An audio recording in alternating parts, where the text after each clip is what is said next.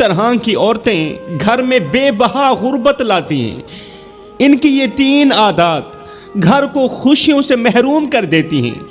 یہ وہ عورتیں ہیں جو اپنے گناہوں کی وجہ سے رحمت کے فرشتوں کو ناراض کر دیتی ہیں اور گھر میں ایسی نحوست لاتی ہیں کہ خوشحالی دور دور تک نظر بھی نہیں آتی۔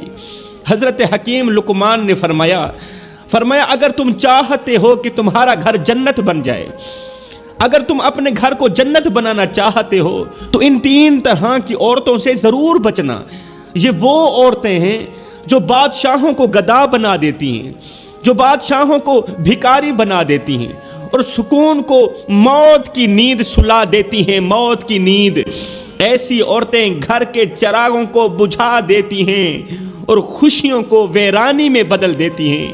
آپ غور کریں کہ آپ کے گھر میں وہ عورتیں تو موجود نہیں جو یہ 3 گناہ بڑے شوق سے کرتی ہیں، اور اس لیے آپ کا گھر بھی غربت کی دلدل میں پھنسا ہوا ہے۔ عورتوں کے 3 گناہوں کی وجہ سے تمہارا گھر بھی غربت کی دلدل میں پھنسا ہوا ہے۔ کہیں ایسا تو نہیں ہو رہا؟ اگر یہ عورتیں آپ کے گھر میں بھی موجود ہیں، 3 گناہ شوق سے کرنے والی عورتیں اگر آپ کے گھر میں بھی موجود ہیں تو پھر سمجھ لو آپ کے رزق کی برکت اور سکون کی نعمت خطرے میں ہے۔ رزق کی برکت بھی خطرے میں ہے، سکون کی گھڑی بھی خطرے میں ہے۔ یہ عورتیں ہر نعمت کو زوال میں بدل دیتی ہیں، ہر چھوٹی بڑی نعمت کو زوال میں بدل دیتی ہیں۔ کن کی وجہ سے؟ 3 گناہوں کی وجہ سے، اور گھر کو پریشانیوں کا شکار بنا دیتی ہیں 3 گناہوں کی وجہ سے۔ حضرت حکیم لقمان نے فرمایا ایسی عورتوں سے بچنا جن کے اعمال تمہارے گھر کی بنیادوں کو ہلا دیں۔ ایسی عورتوں سے ضرور بچنا جو تمہاری اولاد کا مستقبل تباہ و برباد کر دیں۔ ایسی عورتوں سے بچنا جن کی وجہ سے تم ساری زندگی ہمیشہ کے لیے غربت کی دلدل میں پھنسے رہو، اس طرح پھنسو کہ باہر نکلنے کو کوئی راستہ ہی نہ ملے۔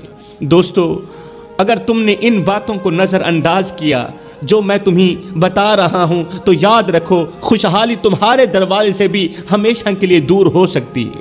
اگر تم لوگوں نے میری باتوں کو نظر انداز کیا تو آخر وہ کون سی 3 طرح کی عورتیں ہیں جو آنے والے رزق کو ٹھکرا دیتی ہیں؟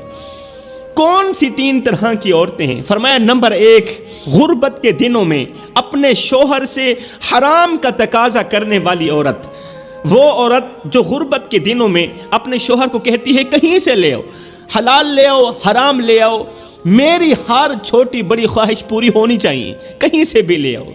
یہاں پر میں تمہیں ایک دل دہلا دینے والا واقعہ سنانا ضروری سمجھوں گا۔ یہ ایک ایسا واقعہ ہے، اس نے لاکھوں کروڑوں بھٹکے ہوئے نوجوانوں کو راہ راست پر لگا دیا۔ یہ ایک ایسا واقعہ ہے، لاکھوں کروڑوں کی زندگی میں انقلاب لانے کا ذریعہ بنا۔ آپ بھی ایک بار ضرور سنیں۔ اب جو عورتیں اپنے شوہروں سے حرام کا تقاضا کرتی ہیں نا، وہ بھی دل کے کانوں سے سنیں، اور جو غربت میں صبر کے ساتھ اپنے شوہر سے حلال کا تقاضا کرتی ہے وہ بھی ضرور سنیں۔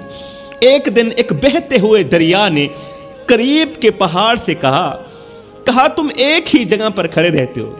بہتے ہوئے دریا نے قریب کے پہاڑ سے کہا کہ تم ایک ہی جگہ پر قائم رہتے ہو، کھڑے رہتے ہو، لیکن ایک میں ہوں جو ہمیشہ بہتا رہتا ہوں، ایک میں ہوں جو ہمیشہ بہتا رہتا ہوں۔ کیا زمین پر کوئی ایسا دل دہلا دینے والا واقعہ رونما ہوا ہے جو مجھے بہنے سے روک دے اور تجھے پگھلا کے رکھ دے، تجھے رلا کے رکھ دے؟ میں بہتا رہتا ہوں، تو ایک ہی جگہ پر کھڑا رہتا ہے۔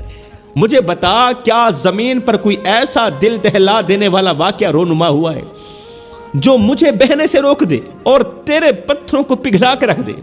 اتنے میں آسمان سے ایک فرشتہ زمین پر اترا، کہنے لگا چپ کرو، میں تمہیں ایک دل دہلا دینے والی کہانی سناتا ہوں، میں تمہیں ایک کہانی سناتا ہوں۔ یہ ایک میاں بیوی کی کہانی ہے جن کی محبت اور صبر اور قربانی نے فرشتوں کو بھی حیران کر دیا، فرشتوں کو بھی رلا دیا۔ وہ کہانی کچھ یوں ہے کہ ایک غریب مزدور تھا جو روزانہ صبح سویرے اپنی بیوی کو دعا کے ساتھ رخصت کرتا اور خود کام پر نکل جاتا۔ بیوی ایک نہایت ہی عبادت گزار اور صابرہ عورت تھی، لیکن غربت نے اس کے دل کو تھوڑا